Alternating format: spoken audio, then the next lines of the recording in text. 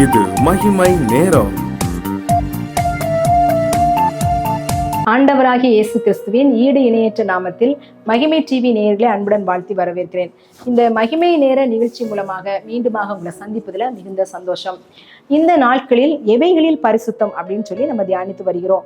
நம்முடைய சொற்களில நம்ம பரிசுத்தம் உள்ளவர்களாக இருக்கணும், நம்முடைய யோசனைகளில நம்முடைய இருதயத்துல பரிசுத்தம் உள்ளவர்களாய் காணப்படணும் அப்படின்னு சொல்லி நம்ம தியானித்தோம். நம்முடைய நடக்கைகளில நம்ம பரிசுத்தம் உள்ளவர்களாய் காணப்படணும், நம்முடைய வேலையில நம்ம பரிசுத்தம் உள்ளவர்களாய் காணப்படணும் அப்படின்னு சொல்லி நம்ம தியானித்தோம். நம்முடைய பணத்துல நம்முடைய பொருட்கள்ல நம்ம பரிசுத்தம் காணப்படணும் அப்படின்னு சொல்லி தியானித்தோம். அநேக நேரங்கள்ல நம்ம என்ன நினைக்கிறோம் அப்படின்னா, பரிசுத்தமாய் வாழ்வது மிக கடினமான காரியம், இதெல்லாம் சாத்தியம் இல்லை அப்படின்னு சொல்லி அநேக நேரங்கள்ல நினைத்தாலும் ஆண்டவருடைய பிள்ளைகளாகிய நமக்கு பரிசுத்தம் அவசியமாய் காணப்படுகிறது. இது ஒரு விதி, ஒரு ரூல் அப்படின்றது அல்ல. இது ஒரு வாழ்க்கைக்கான வழி. நம்முடைய பரலோக ராஜ்யத்துக்கு போகிறதான வழி பரிசுத்தம். பரிசுத்தமான இடத்துக்கு நம்ம போறோம் அப்படின்னா நம்ம பரிசுத்தமாய் வாழணும். எதெல்லாம் நம்ம பரிசுத்தமா இருக்க முடியும், எவைகளிலெல்லாம் நம்ம பரிசுத்தமா இருக்க முடியுமோ அது எல்லாவற்றிலும் நம்ம பரிசுத்தமா இருக்கணும் அப்படின்னு சொல்லி ஆண்டவர் விரும்புகிறாரு. ரோமர் 6:22 சொல்லுறது, பரிசுத்தமாகுதல் உங்களுக்கு கிடைக்கும் பலன், முடிவோ நித்திய ஜீவன். அப்ப பரலோக ராஜ்யத்துக்குரியவர்களாக நம்ம போனோம் அப்படின்னா, நாம் நித்திய ஜீவனை அடையணும் அப்படின்னா நம்ம பரிசுத்தமாய் வாழணும், எல்லாவற்றிலும் நம்ம பரிசுத்தமா இருக்கணும் அப்படின்னு ஆண்டவர் விரும்புகிறாரு. இந்த நாள்ல நாம் எதுல பரிசுத்தமா இருக்கணும் அப்படின்னு சொல்லி நம்ம ஒரு காரியத்தை குறித்து நம்ம சிந்திக்கலாம். ஆவியிலும் ஜெப வாழ்க்கையிலும் நம்ம பரிசுத்தமாய் காணப்படணும். நம்ம ஆவிக்குரிய வாழ்க்கையிலும் ஜெப வாழ்க்கையிலும் அது பரிசுத்தமாய் காணப்படணும் அப்படின்னு சொல்லி நம்ம இந்த நாள்ல தியானிக்க போகிறோம். இந்த உலகத்துல நமக்கு ஆண்டவர் கிருபை பாராட்டுகிறார். இந்த கிருபைக்கு அடிப்படையானது என்ன அப்படின்னா, நம்ம ஆண்டவருக்காக நம்ம ஆவிக்குரிய வாழ்க்கையில பரிசுத்தமாய் வாழும்போது உடைய கிருபை நம்மிடத்துல பரிபூரணமாய் விளங்குகிறது. நம்ம அதிகமாய் ஜெபிக்கும் போது உடைய கிருபை நம்மிடத்துல அதிகமாய் விளங்குகிறது. ஒருவேளை அநேக நேரங்கள்ல நம்ம வெளிப்புறமான காரியங்களை நம்ம பரிசுத்தம் அப்படின்னு சொல்லி நம்ம காணப்பட்டாலும் ஆவிக்குரிய வாழ்க்கை எப்படி காணப்படுகிறது, பரிசுத்தமாய் காணப்படுகிறதா? நம்முடைய ஆவிக்குரிய வாழ்க்கை, உள்ளான மனிதன் எப்படி காணப்படுகிறான், நம்முடைய ஆவிக்குரிய வாழ்வு, நம்முடைய ஆத்துமா எப்படி காணப்படுகிறது, அது அசுசியானதாய் காணப்படுகிறதா, பரிசுத்தமானதாய் காணப்படுகிறதா அப்படின்னு சொல்லி நம்ம சிந்திக்க அழைக்கப்படும். நம்ம ஜெபம் இல்லை அப்படின்னா நமக்கு சுவாசமே இல்லை அப்படின்றதுதான். நம்ம ஜெபம் இல்லாம ஒரு விசுவாச வாழ்க்கை நம்ம வாழவே முடியாது. அப்போ நம்ம ஜெப வாழ்க்கையில நம்ம பரிசுத்தமாய் காணப்படணும் அப்படின்னு ஆண்டவர் விரும்புகிறார். அநேக நேரங்கள் நம்ம என்ன செய்யறோம் அப்படின்னா, எல்லாரும் காண்கிற விதமாக நாம் ஜெபிக்கிறவர்களாக நம்மை காண்பிக்கிறோம். மாயக்காரரை போல நம்ம என்ன செய்யறோம், ஜெப ஆலயங்கள்ல நம்ம ஜெபிக்கிறவர்களாக காணப்படுகிறோமா? தனி ஜெபம் நமக்கு இருக்கிறதா? ஆண்டவருக்கும் நமக்கும் உள்ள தனிப்பட்ட உறவு நமக்கு காணப்படுகிறதா அப்படின்னு சிந்திக்க அழைக்கப்படுகிறோம். இந்த மாயக்காரரை போல நம்ம ஜெப ஆலயங்கள்ல நீண்ட ஜெபங்களை ஏறெடுத்தோம் அப்படின்னா அதன் பலனை அடைந்து தீர்ந்ததென்று பாருங்க அப்படின்னு சொல்லி ஆண்டவர் சொல்றாரு. அப்போ நம்முடைய வாழ்க்கையில தனியா நம்ம அந்தரங்கத்துல நம்ம ஜெபிக்கணும். அப்போ வெளியரங்கமான பதில் ஆண்டவர் கொடுப்பார் அப்படின்னு சொல்லி பார்க்கிறோம். நம்ம இந்த நாட்கள் நம்ம என்ன சிந்திக்க போறோம் அப்படின்னா, ஆவியில் விழிப்புடன் வாழ்ந்தவர் அப்படின்னு சொல்லி, ஆவியில நம்ம விழிப்புடன் வாழணும். அப்படி ஒரு நபரை குறித்து நம்ம தியானிக்க போகிறோம். சிமியோன் இந்த லூக்கா 2 அதிகாரம் 25-27 வசனங்களை நம்ம பார்த்தோம் அப்படின்னா, அவன் ஆவியின் ஏவுதலால் நடத்தப்படுகிறான். அப்போ ஆவியில் விழிப்புடன் நம்ம வாழுகிறவர்களாக காணப்படும். நம்முடைய ஆவிக்குரிய வாழ்க்கை பரிசுத்தமாய் காணப்படணும் அப்படின்னா ஆவியில நம்ம விழிப்புள்ளவர்களாக காணப்படணும். நம்ம சோதனைக்கு உட்படாதபடிக்கு விழித்திருந்து நம்ம ஜெபிக்கிறவர்களாக காணப்படணும். ஒரு விழிப்பு நமக்கு காணப்பட வேண்டியது, ஜாக்கிரதையா நம்ம இருக்க வேண்டியது அவசியமாய் காணப்படுகிறது. அவன் தேவாலயத்துல எப்போதும் என்ன செய்யறான், ஜெபிக்கிறவனாய் காணப்படுகிறான்.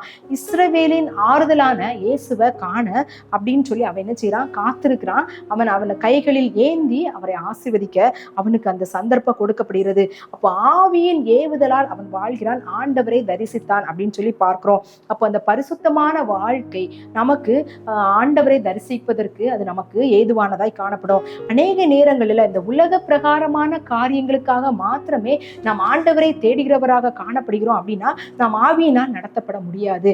ஆவியானவருடைய கிரியையினால நம்ம நடத்தப்பட முடியாது. பரிசுத்த ஆவியை நம்ம உணர முடியாது.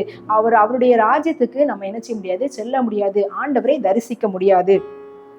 அதே மாதிரி லூக்கா 2ஆம் அதிகாரத்துல இன்னொரு நபரை குறித்து பார்க்கலாம். அன்னாள் தீர்க்கதரிசி. அவங்க 84 வயது நிரம்பியவங்க, தேவாலயத்தை விட்டு நீங்காமல் உபவாசித்து ஜெபித்து கொண்டிருந்தாங்க. அவங்க ஆவியை புதுப்பித்து கொண்டிருந்தாங்க. 84 வயசுலயும் அவங்க தேவாலயத்தை விட்டு நீங்காமல் ஜெபம் பண்ணி உபவாசித்து கொண்டிருந்தாங்க.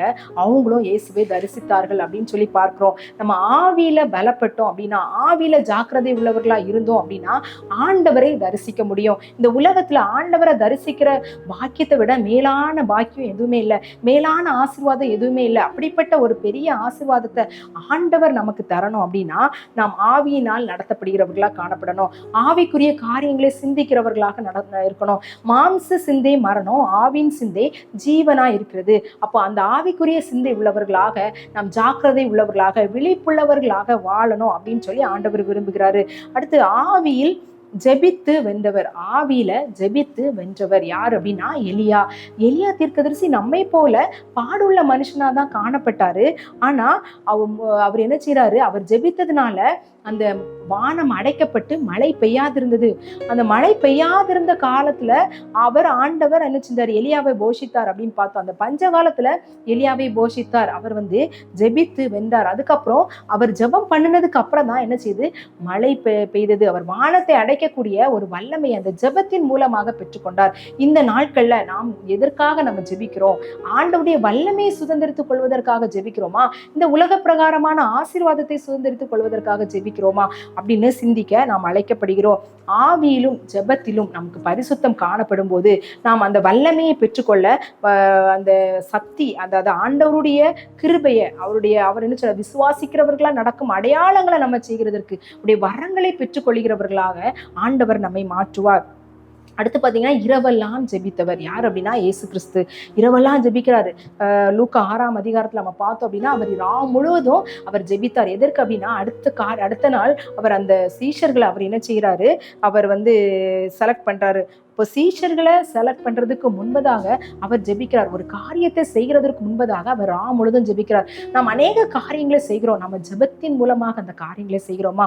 அப்படி செய்தோம் ஆனால் அது பரிசுத்தமாய் காணப்படும், ஆண்டவருடைய சித்தத்துக்குரியதாய் காணப்படும். அது நம்மை நேரான வழியில நடத்தும். அநேக நேரங்கள்ல நம்முடைய சுயத்தினால நம்ம நிறைய காரியங்களை செய்கிறதுனால தோல்விக்குள்ளானவர்களாக காணப்படுகிறோம். நம்ம ஜெபித்து அநேக நேரங்கள்ல நம்ம எந்த காரியங்கள் நம்ம என்ன டிசைட் பண்ணணும் அப்படின்னு ஒரு சோதனையான காரியங்களில் எதை செய்யணும் அப்படின்னு ஒரு குழப்பமான காரியத்துல நம்ம ஆண்டவரை நோக்கி அநேக நேரங்கள்ல ஜெபிக்க மறந்தவர்களாக சுயத்தினால இல்ல மற்றவருடைய ஆலோசனையினால அதை நம்ம தேர்வு செய்கிறவர்களாய் காணப்படுகிறோம். இறுதியில தோல்வியை தழுவி அழுது கொண்டு புலம்பி கொண்டு இருக்கிறோம். ஆனா ஆண்டவர் சொல்லுகிறாரு, ஜெபிக்கிறவர்களாக நம்ம ஜெபித்தோம் அப்படின்னா அவருடைய வல்லமை வழிநடத்தல் வித்தியாசமாய் காணப்படும். அப்படி சித்தத்துக்கு நம்ம ஒப்பு கொடுத்து நம்ம அப்படி ஜெபிக்கும் போது அது மிக ஆசீர்வாதமானதாகவும் பரிசுத்தமானதாகவும் காணப்படும் அப்படின்றதுல எந்த விதமான சந்தேகம் இல்ல. ஆண்டவருடைய சித்தத்தை அறிந்து நாம் ஜெபிக்க அழைக்கப்படுகிறோம். டேவிட் பிரைண்ட் அப்படின்னு சொல்லி ஒருத்தர் இருந்தாரு. அவர் அமெரிக்கால பழங்குடி மக்களுக்கு சுவிசேஷத்தை அறிவித்து கொண்டிருக்கார். அவர் காடுகளிலும் பனி பிரதேசங்கள், அந்த பனிக்கட்டிலும் அவர் அந்த இடத்துல ஜெபிப்பாராம். பல மணி நேரம் ஜெபிப்பாராம். பல மணி நேரம் ஜெபித்ததுனால அந்த பழங்குடி மக்கள் என்ன செய்தாங்க, இயேசுவை அறிந்து கொண்டார்கள், இயேசுவை ஏற்றுக்கொண்டார்கள், சுவிசேஷத்தை ஏற்றுக்கொண்டார்கள். அவர்களுக்குள்ள ஒரு மாற்றம் வந்தது. ஆசீர்வாதத்துக்கு அவர் ஒரு வாய்க்காலாய் காணப்பட்டார். நாம் யாருக்காக ஜெபிக்கிறோம்? மற்றவர்களுக்காக நம்ம ஜெபிக்கிறோமா? நம்முடைய ஆவி எப்படி காணப்படுகிறது? ஆவியில ஜெபத்துல நம்ம பரிசுத்தம் உள்ளவர்களாய் காணப்படுகிறோமா? நம்முடைய ஜெபம் சுயநலமானதாய் காணப்படுகிறதா, இல்லை மற்றவர்களுக்காக நம்ம ஜெபிக்கிறவர்களாய் காணப்படுகிறோமா? ஊழியத்திற்காக நம்ம ஜெபிக்கிறோமா? மற்றவர்களுக்கு சுவிசேஷத்தை சொல்லுகிறவர்களாய் நம்ம காணப்படுகிறோமா? அதற்காக நம்ம ஜெபிக்கிறோமா? ரட்சிக்கப்படாத மக்களுக்காக நம்ம ஜெபிக்கிறோமா அப்படின்னு நம்ம சிந்திக்க அழைக்கப்படுகிறோம். நம்ம ஜெபத்துல நம்ம உறுதியா இருந்தோம் அப்படின்னு சொன்னா நம்முடைய தலைமுறைகளை ஆண்டவர் ஆசீர்வதிக்க வல்லமை உள்ளவராய் இருக்கிறார். ஒவ்வொருடைய வாழ்க்கையிலும் பிரபலமான ஊழியக்காரர்கள்லாம் நீங்க பார்த்தீங்க அப்படின்னா அவங்களுடைய பெற்றோர் அதிகமா ஜெபிக்கிறவர்களாய் காணப்படுவாங்க. அவங்களுடைய பிள்ளைகள் இன்னும் வல்லமையாய் உலகத்தை கலக்குகிறவர்களாய் காணப்பட்டார்கள். அதே போல நம்முடைய சந்ததிகள் ஆசீர்வதிக்கப்படவும் நம்முடைய சந்ததிகள் உலகத்தை கலக்குகிறவர்களாக மாறவும் வேணும் அப்படின்னா நாம் ஜெபத்துல பரிசுத்தமாய், ஜெபத்துல உறுதியாய் நம்ம காணப்படணும். ஆவியிலும் ஜெபத்திலும் பரிசுத்தமாய் காணப்படணும். இந்த காரியங்களை ஆண்டவர் நமக்கு தரணும் அப்படின்னு சொல்லி நம்ம ஆண்டவரிடத்துல ஜெபிக்கலாம். எங்களை அதிகமாய் நேசிக்கிறீங்களா அன்பின் கர்த்தாவே, இந்த நல்ல நாளுக்காக உமக்கு நன்றி செலுத்துகிறோம். இந்த நாட்கள்ல எவைகளில் பரிசுத்தமா இருக்கணும் அப்படின்னு சொல்லி எங்களுக்கு கற்றுக் கொடுத்தீங்க. இந்த காரியங்கள் எல்லாவற்றிலும் நாங்க பரிசுத்தமாய் வாழ ஆண்டவரே நாங்க ஆசைப்படுகிறோம் தகப்பனே. அதற்கு எங்களை ஒப்பு கொடுக்கிறோம், எங்களை அர்ப்பணிக்கிறோம். நீங்க எங்களுக்கு ஆண்டவரே அப்படிப்பட்ட கிருபைகளை ஒவ்வொரு நாளும் தந்துருங்க. நாங்கள் பரிசுத்தத்தை விட்டு விலகாதபடி பரிசுத்தம் உள்ளவர்களாய் வாழ ஆண்டவரே எங்களை ஒவ்வொரு நாளும் அந்த வழியில எங்களை வழி நடத்த வேண்டுமாறு ஜெபிக்கிறோம். உம்முடைய சித்தத்தை உணர்ந்து நாங்கள் செயலாற்றுகிறவர்களாக எங்களை மாற்றுங்க ஆண்டவரே. எங்களுடைய அப்பா யோசனைகள, இருதயத்துல, சொற்களில ஆண்டவரே, எங்களுடைய வேலைகளில, எங்களுடைய நடத்தைகளில ஆண்டவரே, எங்களுடைய கண்களில எல்லாவற்றிலும் நாங்கள் பரிசுத்தமாய் வாழ எங்களுக்கு நீ கொடுத்த ஆண்டவரே பணத்துல, பொருளில நாங்கள் பரிசுத்தமாய் வாழ நீங்க உதவி செய்யுங்க. எங்களுக்கு இந்த ஆவிக்குரிய வாழ்க்கைய நாங்க பரிசுத்தமாய் வாழ்ந்து அதை கரைப்படாதபடி, பரிசுத்த குலைச்சல் ஆக்காதபடி பரிசுத்தம் உள்ளவர்களாய் வாழ்ந்து பரலோக ராஜ்யத்தை அடையவும் மற்றவர்களை ஆயத்தப்படுத்தவும் எங்களுக்கு உதவி செய்யுங்க. நாங்க மாத்திரம் பரலோக ராஜ்யத்துக்கு வருவதுக்கு ஆண்டவரே அப்படி ஒரு செல்ஃபிஷான ஜெபம் எங்களுக்கு வேண்டாம். நாங்க மற்றவர்களையும் ஆதாயப்படுத்துகிற ஜெபம் எங்களுக்கு இது அருளி செய்ய வேண்டுமாறு ஜெபிக்கிறோம். அந்த ஜெப ஆவியை எங்களுக்கு கட்டளையிடுங்க. கண்ணீரின் ஜெபத்தை தாங்க, மன்றாட்டின் ஜெபத்தை தாங்க. மற்றவர்களுக்காய் அழுது புலம்பி தேசத்திற்காய் கதறி ஜெபிக்கக்கூடிய ஜெப ஆவி எங்களுக்கு தாங்க. அதுல ஒரு பரிசுத்தத்தை எங்களுக்கு தாங்க. ஜெபத்துல எங்களுக்கு பரிசுத்தத்தை தாங்க. எல்லாவற்றிலும் நாங்கள் செய்கிற எல்லாவற்றிலும் நீர் பரிசுத்தராய் இருக்கிறது போல நாங்களும் எல்லாவற்றிலும் நாங்கள் எங்கள் நடக்கைகள் எல்லாவற்றிலும் பரிசுத்தமாய் வாழ எங்களுக்கு நீர் கிருபை தாங்க. அப்படிப்பட்ட கிருபைகளை நீங்க மாத்திரம் தான் எங்களுக்கு தர முடியும். நீர் மாத்திரமே எங்களுக்கு அதை அருளி செய்யணும். ஒவ்வொரு நாளும் அந்த கிருபையின் வழியில எங்களை வழி நடத்துங்க. பரிசுத்தத்துல எங்களை வழி நடத்துங்க. முடிவுல நாங்க பரலோக ராஜ்யத்தை அடைய எங்களுக்கு உதவி செய்யுங்க. எங்களை தாழ்த்துகிறோம், பெருமையாக்கிறோம். துதி கன மகிமை உமக்கு மாத்திரம் செலுத்துகிறேன். இயேசுவின் மூலம் ஜெபிக்கிறேன் நல்ல பிதாவே, ஆமென்.